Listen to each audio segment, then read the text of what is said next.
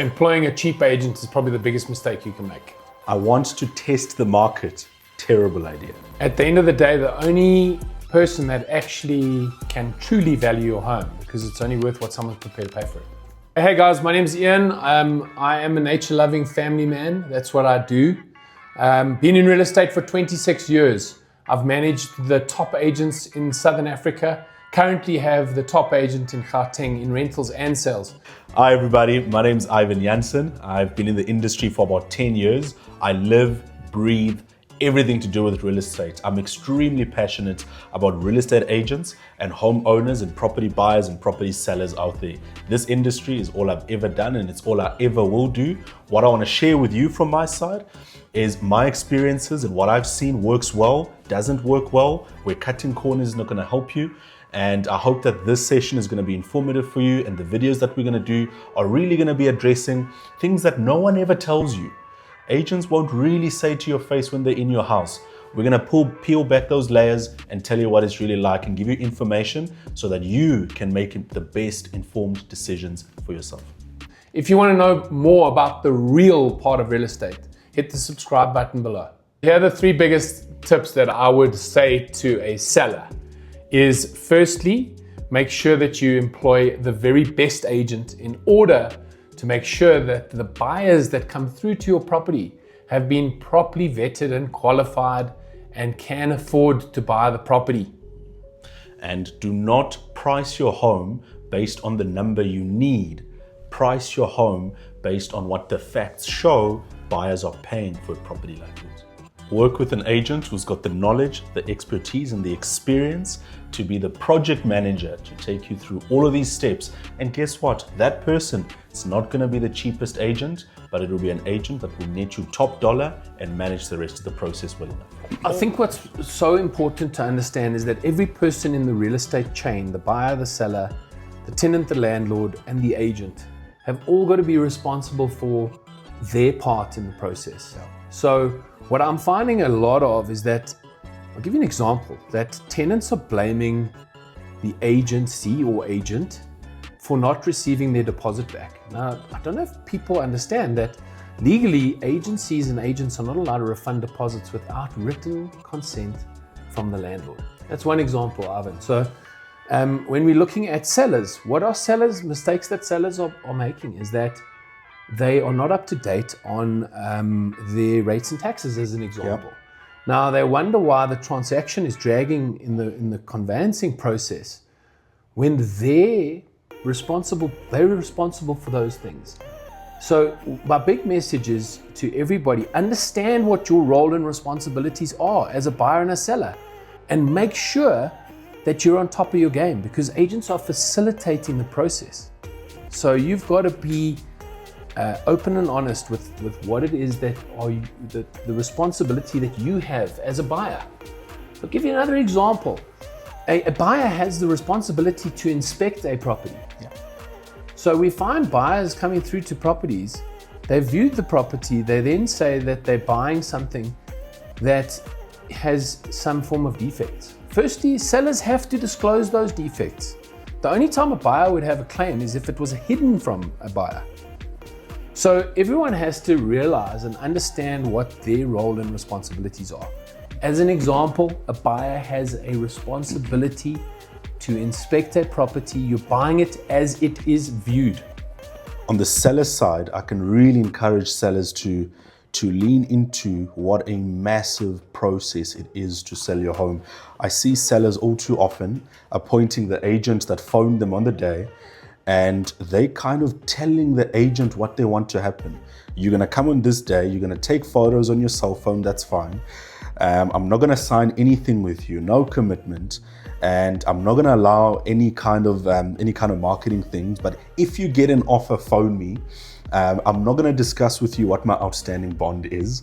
I don't wanna sign anything, which includes the property disclosure. Yeah. So when a seller doesn't lean into the kind of work that an experienced agent does and wants to guide them to do, I think the whole process is a stuff up. And generally, a seller gets involved to that level when they aren't feeling confident in the leadership of the agent sitting in front of them. 100%. And that's what I always say, you got to hire a professional because this is a complex environment. If you're sitting with an agent who's not asking you tough questions, you're with the wrong agent. Why are you selling? What is the reason? When do you need to be moved by?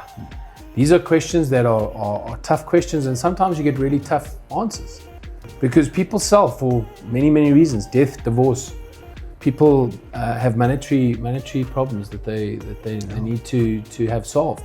So this is a real world that we work in, and the objective and what we do is we sell homes, but we actually solve the wants and needs of people. And then sometimes it's exceptionally rewarding. The dream of home ownership is amazing. And when you see a child run into a home where they've never had their own bedroom before, it's incredible. But obviously on the downside of that, there are times where you're facilitating transactions that are not for happy reasons. So we've got to ask the question, why are you selling and when do you need to be moved by? So I'm hoping that with these discussions that we're going to have, clients will really come alive to the fact that this is a serious process. There's a lot of legislative requirements to what we do. There are a lot of laws that govern what we do. When an agent is sitting in front of you and they ask for an ID copy and they ask for your tax numbers and all that information, and we're doing FICA. If you own a company and they're asking you for CK documents, guys, we don't make this stuff up out of nowhere. So we're hoping to educate members of the public, and when you understand what's important, you now will understand when a good agent is sitting in front of you, or when a bad agent is walking into your home. And when an agent runs into your home with their cell phone taking photos and they say, you'll hear from me in 6 weeks, you know that's not going to be a good agent for you. No, you've got to really understand the complexities of what there is around a real estate transaction. And if you've got an agent that's prepared to work for you with no formalized documentation, you've got the wrong agent. I walk into a lot of appointments and we supervise agents, and sole mandates come up a lot. Why am I signing with you? The reason we get a lot of kickback is fingers have been burnt before. Okay, once bitten, twice shy. However, it doesn't take away from how incredibly important a formalized one-on-one relationship is between a seller and the best agent in town. Okay, let me ask you a question. If you're a seller and you haven't employed me, and it might sound controversial, who am I working for? I'm working for the buyer. And if I'm competing with other agents and I've got no control of what's going on, what am I competing on? I'm competing on price. So I'm actually going to go to a buyer and I'm saying, not me, I'm saying the psyche of an agent. They're going to be saying to the buyer, give me an offer, because I'm competing against these other agents. They're working for the buyer. We as a company will give you a guarantee on our service, and we will be more than happy to cancel a mandate if there's a legitimate service issue. So you've got to have a company that stands by what they do. They've got to have a company that's got a proven track record in the industry. I've been at the helm of this business for 26 years. So brand new, out the box, unqualified. You've got to check the qualifications of an agent. Are they registered with the PPRA? Are they NQF level 4 compliant? There's so many things that sellers really need to ask.